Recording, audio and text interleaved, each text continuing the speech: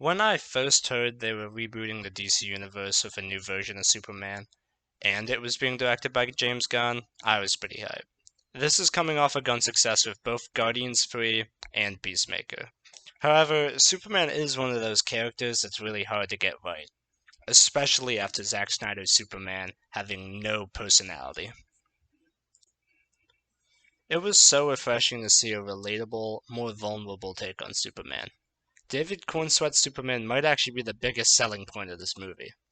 James Gunn wasn't afraid to humanize Superman. He makes mistakes, he gets a ton of emotional scenes where it's made clear that he's pretty naive, and really doesn't have that sense of certainty about him that a lot of people have come to expect from the character.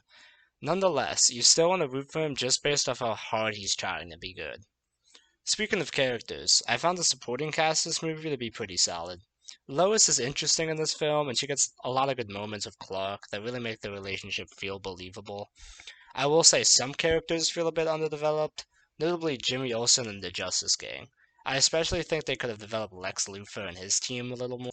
I don't think we spend quite enough time with Lex to really flesh out the character. He pretty much just shows up to Orphan in this movie, which admittedly is pretty funny and makes him a little cooler than someone like Jesse Eisenberg's Lex. Plus, I think Ultraman really could have used one or two more scenes. I don't want to get into any specifics for spoiler reasons, but his character is pretty much there as the only guy who can beat up Superman. But speaking of horror farming, I think the most standout character in the entire film was Mr. Terrific. Every scene with him was genuinely a blast, and he stole the show whenever he was on screen. We better get a solo film with him soon.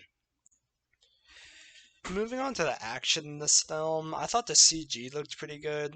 Some scenes definitely look a bit goofy, but I think this was a stylistic choice to help set a tone for a more lighthearted Superman story.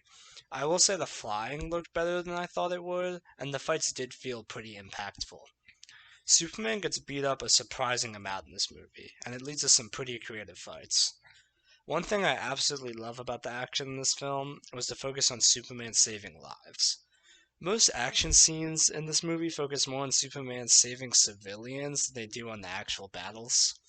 This is something that has been missing from so many superhero films lately, and it gave me that same feeling that OG Marvel did. Superman really feels like a hero in this movie.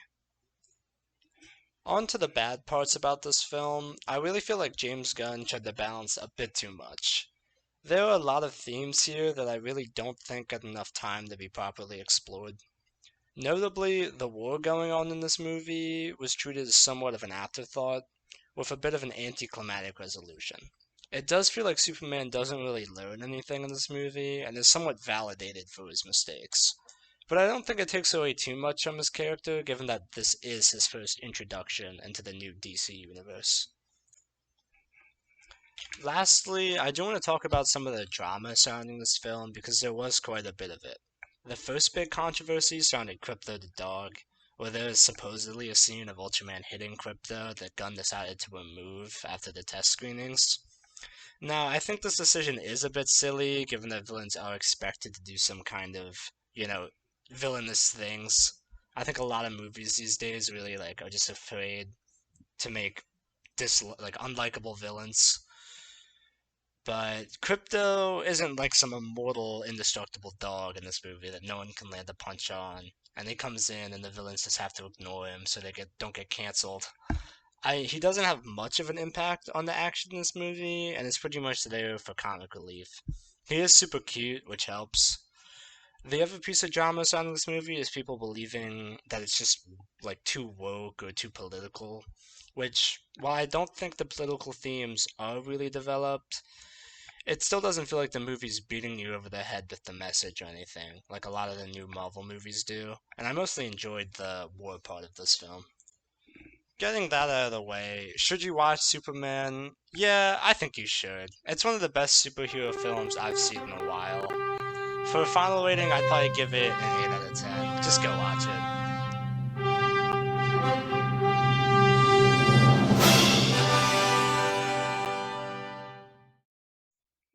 For the two people that watched this video all the way through, thanks for listening.